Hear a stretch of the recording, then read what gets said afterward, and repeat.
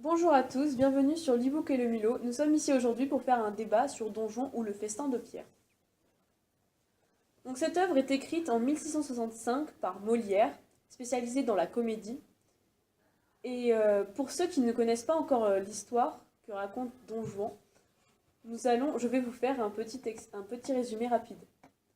Donc alors, Don Juan, déjà c'est un seigneur libertin, donc qui assume au début de la pièce, qui assume très largement son libertinage, mais il va donc de conquête en conquête, mais cela ne lui apporte pas toujours que des bonnes choses. L'histoire commence avec Don Juan qui quitte Elvire, une jeune femme qu'il vient d'épouser.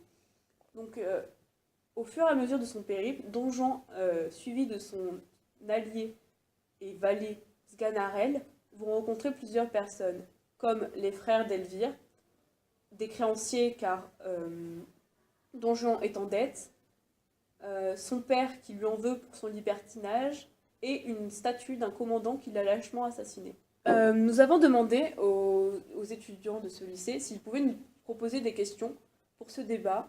Donc nous avons un petit peu de réponses. Donc comme nous n'avons pas le temps de faire toutes les questions, nous allons en prendre certaines nos pif. Alors, première question. Vous êtes prêts? Alors, la présence de Sganarelle apporte-t-elle un atout à l'œuvre selon vous? Moi, personnellement, j'aurais dit que oui, elle apporte une touche de subtilité à l'œuvre. Parce que Sganarelle, il est assez comique dans l'œuvre, je trouve. Et voilà, enfin, s'il avait pas été là, il y aurait eu moins de. Ce serait moins marrant, il y aurait moins de C'est comédie. ça, voilà, c'est comme un pilier de. Il y a plusieurs piliers dans l'œuvre niveau comédie dans Don Juan, et lui c'en est un, quoi. Et c'est pareil, on peut pas dire Don Juan sans Sganarelle, c'est un duo les deux, quoi. Et toi, Naïma, comment tu? Je suis assez d'accord avec lui en fait, mais je sais pas, je pense pas que en effet, si il n'y avait pas Sganarelle, bah, ce serait pas marrant. Il y aurait eu d'autres choses pour compléter. Ouais, il Est-ce apporte que, une touche. est-ce que pensez-vous que Sganarelle pourrait avoir un livre dédié à lui? Ou est-ce qu'il est assez fade, trop fade Je pour... pense qu'il n'y aurait pas assez de voilà. choses à dire sur lui pour faire un livre. Moi j'aurais dit oui, on pourrait, parce qu'il fait pas mal de remarques assez intéressantes. Par exemple, l'éloge du tabac dès la première réplique de la pièce, ou bien à la fin quand il dit mégage, c'est, moi je pense qu'on pourrait Il est plus y trouver, intéressé. on pourrait faire tout un D'accord. univers, je pense, sur Sganarelle. Alors, deuxième question. Euh, allez. Alors, les mœurs partagées par cette œuvre sont-elles toujours valables de nos jours? Donc toujours selon vous. Tu veux commencer? Je sais pas trop, donc vas-y. Bah, de nos jours, je dirais que, alors moins, de par le fait que dans son époque à Molière, la société était religieuse, alors que de nos jours, on vit dans une société laïque. Et Mais il n'y a voilà, pas que ça. Il y a aussi l'hypocrisie oui aussi, envers voilà, tout le c'est, monde. ouais. Et surtout, il dénonce pas mal d'hypocrisie. Mais du coup, pensez-vous que de nos jours, donc même si on est dans une société laïque, pensez-vous que la société n'est absolument plus hypocrite? Non, pas du tout. Pareil, pas du tout.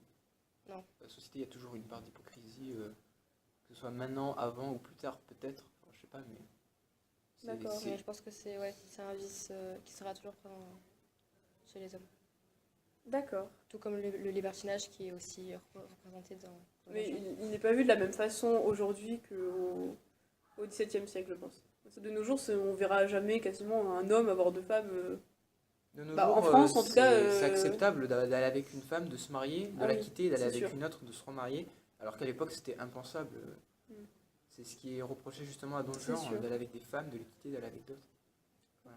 Et d'utiliser la manipulation et la séduction pour cela. Voilà. Alors, selon vous, Don Juan est-il une critique de la société à l'époque de Molière? Pourquoi? Je pense que oui, quand même. Parce Ouais. que comme on l'a dit, ça parle de l'hypocrisie et du libertinage, essentiellement. Donc ouais, je pense que ça dénonce ça parce que le rapport à la religion était très présent à cette époque-là. Ouais, je suis tout à fait d'accord. C'est vrai. Vous pensez que ces critiques se concentrent sur quoi? Plus sur la critique du libertinage ou la critique des dogmes de l'Église? Un peu les deux, je dirais. Il fait une énorme critique, il fait une critique anticléricale qui est certainement.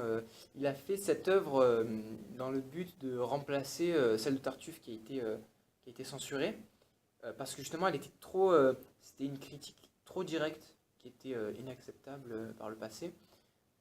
Donc, celle-ci, elle est toujours, mais elle est plus subtile. D'accord. Je suis assez d'accord avec Ryan. Je me demandais, du coup, donc il critique ça, mais quel est son avis sur le libertinage? Donc en fait, Molière est-il pour ou contre le libertinage? C'est le critique, je pense qu'il est contre. On ne D'accord. critiquerait pas Mais une quelque chose critique alors qu'on est négative, pour. du coup? Oui. D'accord. Ryan et Naïma, est-ce que vous pouvez nous donner votre avis? Ryan, tu commences?